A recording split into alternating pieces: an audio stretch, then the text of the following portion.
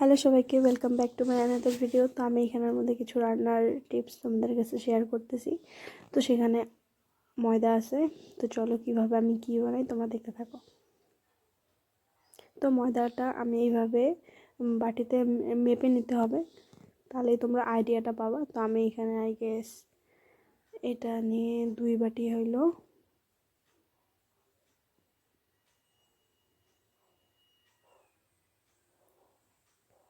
তো আমি আরেক বাটি দিব ভাবলাম। তোমরা যত মানে যেরকম খাবা সেরকমভাবেই নিলেই হলো। এখানে আমি নিছি কালো জিরে,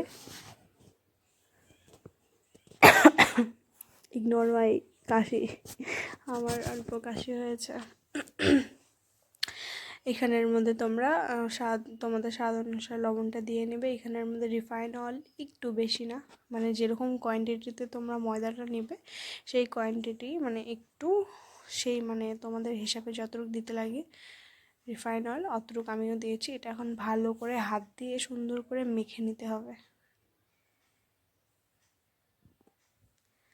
তারপরে এরকম মানে জল দিয়ে একটা শক্ত ডো করে নিতে হবে। নরম রুটির মতন যেন না হয়, একটু শক্তই হবে ডোটা। এই যে টিপে দেখছিলাম যে বেশি পাতলা হয়েছে নাকি, যদি হয় তাহলে তোমরা ময়দা মিক্স করতে পারো, কিন্তু আমারটা হয়নি।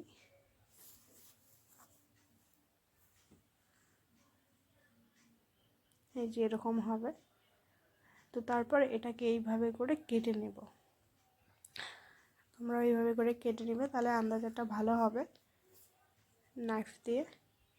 তারপর এরকম একটা ডো আমরা রুটির মতন একদম মানে গোল করব। গোল তো আমার রুটি তো গোল হয় না, এরকম করে গোল করব। আর এরকম মানে থিকনেসটা এরকম থাকবে, বেশি পাতলাও না বেশি মোটাও না, এরকম হবে। এই যে হাতের মধ্যে জানি না লাগে এরকম, মানে একটু শক্তই থাকবে। তারপর সুন্দর করে এরকম করে লম্বা লম্বা আমি যেরকম দেখাইতেছি তোমরা দেখে নাও ভালো করে।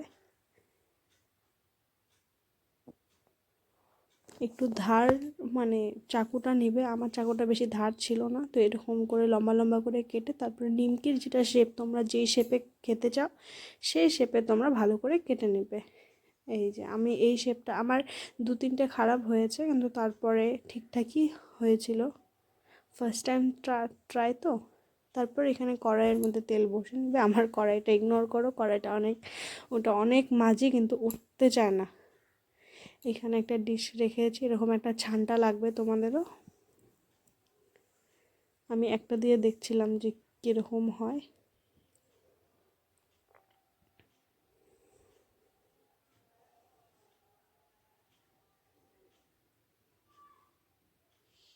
তো বেশি কালো কালো করবে না, খাইতে বহুত তিতা লাগে। তো এই যে আমি এখন বেশি করে দিয়েছি, একটা দিয়ে দেখেছিলাম যে তেলটা গরম হয়েছে কিনা, তো এখন একটু বেশি করে দিয়েছি, তেলটা ভালো মতন গরম হয়ে গেছে।